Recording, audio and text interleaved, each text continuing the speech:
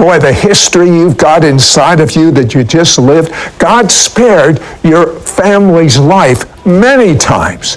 Tell me the time your mom's life was spared. I remember as a little girl that they were teaching us how to run into the shelter to find a hiding place when the bombs were coming.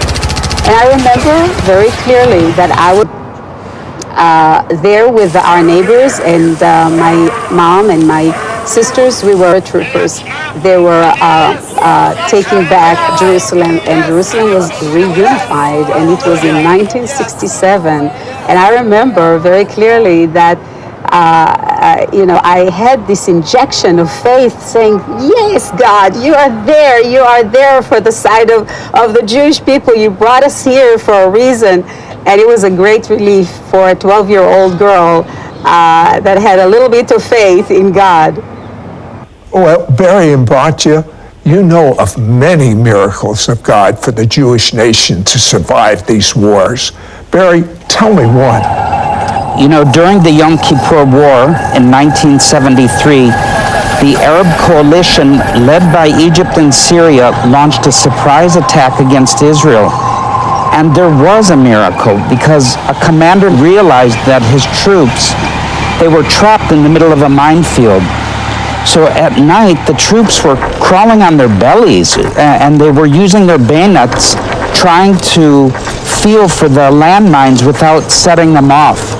And at one point, the soldiers cried out to God for a miracle, and all of a sudden, a windstorm blew in.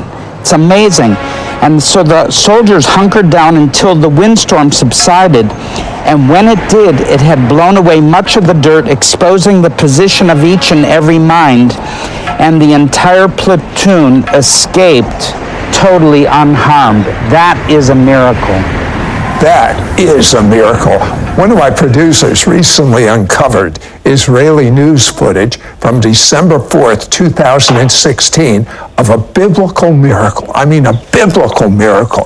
The video posted by Israeli News Online shows what appeared to be an enormous pillar of cloud, dust, and rain hovering over the dangerous border between Israel and Syria, in the very same area where ISIS militants attacked IDF forces for the first time 4 days earlier. Miraculously, the mysterious cloud ended precisely at the border without entering Israel's Golan Heights region, seemingly afflicting the Syrian side while not harming Israel. It reminds me of miracles I read in the Bible during the Passover in the desert. Israel was in light, and the Egyptians were in darkness. But the greatest of God's miracles is the large number of Jewish people making professions of faith in Yeshua in the last few years. Batya, your parents raised you Orthodox. You observed Torah, kept the feast, attended synagogue every Shabbat, and went to Hebrew school. You loved God, but you became disillusioned with the emptiness of Orthodox tradition. What happened? Yes, I was raised up as an Orthodox Jew, and yet God taught me how personal He can be. And so I was seeking for more deep relationship with God. And I found this emptiness in just observing the traditions.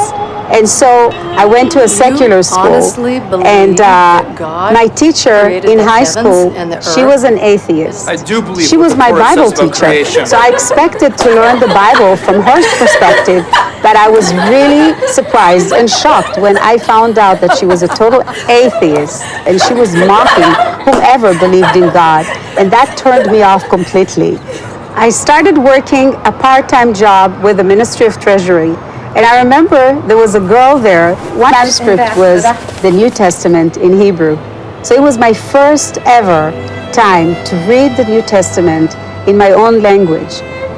As I was reading the New Testament, the words of Yeshua really pierced through me.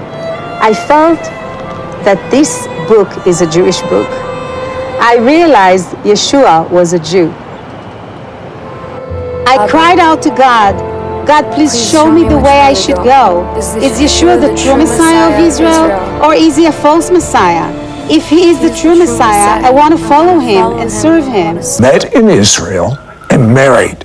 Today, both of you are dedicated to the physical and spiritual restoration of Israel.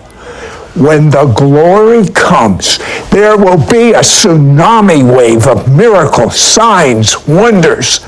Multitudes, I say millions, will experience the Messiah of Israel, not only in Israel, but worldwide. We are more than ready to show the world what God is doing on METV, Middle East TV, our television network that is in every television-equipped home in Israel and the entire Middle East. I believe that the devil has an idea of this glory that's coming. He's desperately trying to speed up end-time events to try and circumvent the glory outpouring that's about ready to hit.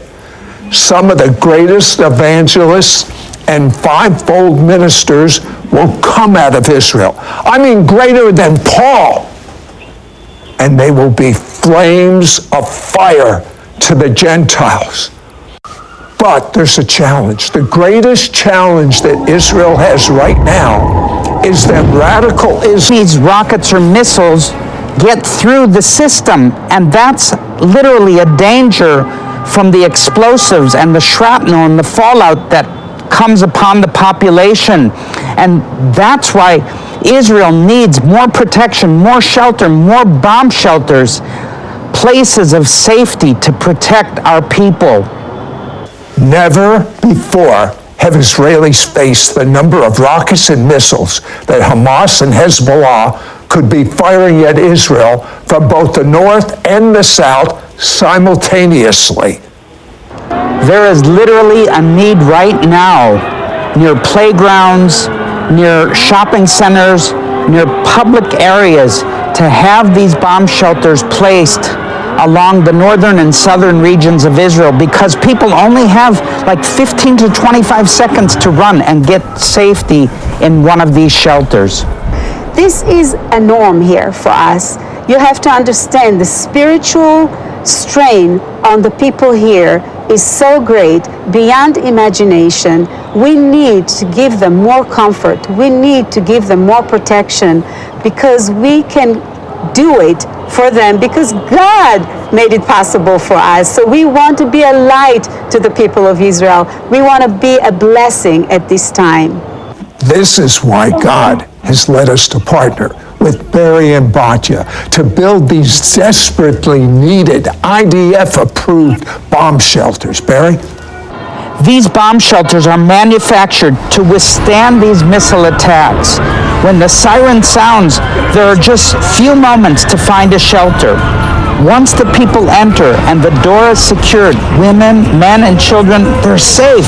On the outside of every bomb shelter is a sign reading, "Donated with love for the safety of the people of Israel" by METV. Everyone who enters these shelters will know that it is Jewish and Gentile believers in the Messiah who have helped build the very shelter that is saving their lives. And many will watch the brand new TV programs we're producing for METV, which will be pointing the Jewish people to the one number. Chai also means the number 18. So why double chai? Double life? The bomb shelter saves Jewish people's lives physically, but METV saves lives for eternity. Double life, double chai. At Jewish weddings, bar mitzvahs, when making honorary donations, we Jewish people often give gifts of money in multiples of 18, symbolically giving the recipient